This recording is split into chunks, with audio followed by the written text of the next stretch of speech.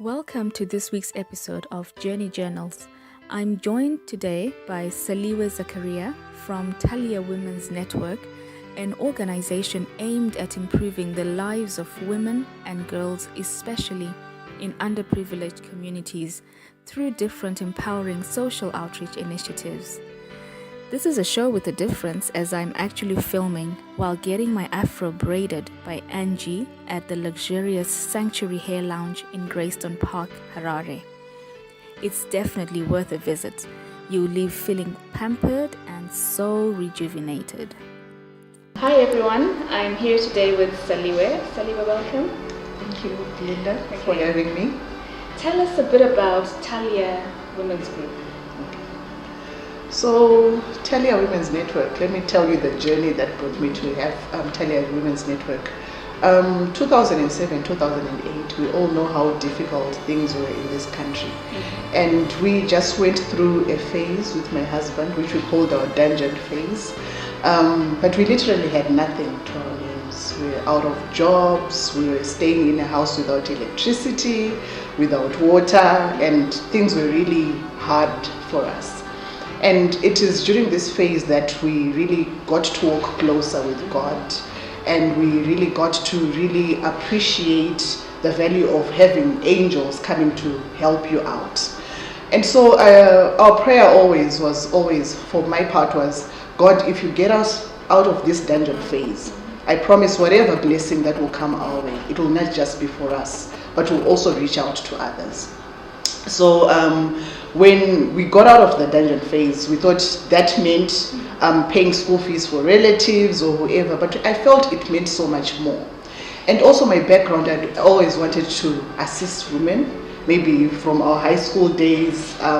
You've developed the value of sisterhood. So 2009, that's when we registered the trust, Talia Women's Network, without any idea what I was going to end up doing, but just knowing that we wanted to help women and based mostly on the principles from the Word of God. Talia is a Hebrew word which means Jew from heaven, and coming from an agricultural background, I appreciated the value of Jew to vegetation. You know, how it rejuvenates the vegetation, how it refreshes the vegetation. So this was my dream, that as an organization, we just needed to have a place that brings hope to women as well. 2012, because my husband is also in agriculture, he then started telling me about the problem that they were facing in the communities when they would go out and they had a residential program in Mashonaland East where they brought disadvantaged girls and taught them agricultural technical skills. And it was a boarding facility. But they had not thought about some of the needs that young women have. And pads were some of them, sanitary pads, sanitary towels. So they were trying to think, do we get a donor to assist us? We've got these girls in boarding and they need the pads. That's when I thought, maybe this is now time for Talia to step up. Yes. So that's when I started sourcing for sanitary pads and giving the disadvantaged girls. So I started with that community and extended to other communities. And we then had well-wishers as well who would also assist here and there, and we would give them the hygiene packs. Because once you start interacting with them, you realize that it's not about pads alone. They need toothpaste. So yes, they need toothpaste, they need the toothbrushes, they need soap, they need deodorant, Vaseline even, face towels. So that's how Talia started. Wow. Yeah. Wow. And this is where we are today. This is where amazing how God leads you, and how God, He inspired you. You took the first step, and then He's led you through the journey. So with the disposable pads, you used to distribute the disposables. Yes. And then now you've moved on to the reusable. Yes. What? How has the response been like to these pads? Okay, so the response has been amazing to the reusable pads. When we distributed disposable pads, we saw that we were not growing as an organization, because then you'd reach out to the same communities over and over again, because after a few months they would be calling you, where are you, when are you coming back, and all that. So last year, the journey has been a year now. I started thinking about the sustainability element of this, because we needed to reach out to more women. And so that's when we also started researching into reusable pads. And it's been amazing, because girls really don't have anything to use out there. So when you give them an alternative, which is safe, which is hygienic, they've really taken it up. It's also environmentally friendly. So, the response has been amazing.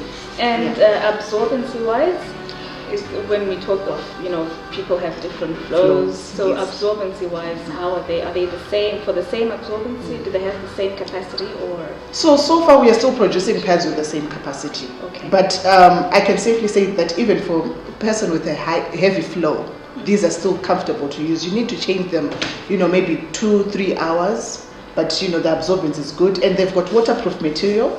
So it also assures that there are no leakages, there's no spoiling and all that. And I'm thinking, with the disposable ones and tampons that people use, there are lots of toxic chemicals. And so these are probably healthier. A healthier alternative. Yeah. So the discussion and the conversations we need to start having with women in Zimbabwe is, this is a healthier alternative, like you're saying. Because the narrative that we have, it's machira, therefore people vanoshaya. But this is not it. The toxic shock that you get with tampons and the chemicals that they use with disposable pads, all that is avoidable with the reusable pads. And this is an alternative that women should use. Definitely, I agree. And so, say there are people who actually want to try these out, where can they get them from? Okay, so we retail these at $8 a pack, and the pack has 4 pads. And I can give our phone numbers: Talia Women's Network, 0772 107 607, and you can get a pack and try them out, and also give us your feedback on, because we are continuously improving the designs and making them comfortable to everyone. Yeah. And also, since you're also distributing to disadvantaged communities, those that also want to help and buy a pack for a girl, it's only $8. You can also get in touch with Talia Women's Network. Give them a call, donate 1 pack, 2 packs, however many packs you can, and they will get them out to the people that need them the most. Definitely, it will really go a long way for us to reach out as many girls as we can with a pack of pads and keep the girls in school. Exactly, yes. Because some girls actually stay home. They stay home during that time of the month because they've got nothing to use. And some are using unhygienic alternatives. Some have a pad that they wear the whole day. Some resort to dirty pieces of cloth, rags. We've had issues of barks, leaves. So many materials that women are using, the girls are using, which end up harming them and hurting them. So this is a really safe way to reach out to the girls. And this is cotton, right? This is cotton, 100% cotton, yes. So Saliwe, what colors do these come in? So we use dark colors. So we've got our greens, our blues, the grays. Those are the colors that we use for the pads. For the bags, however, we are using African material.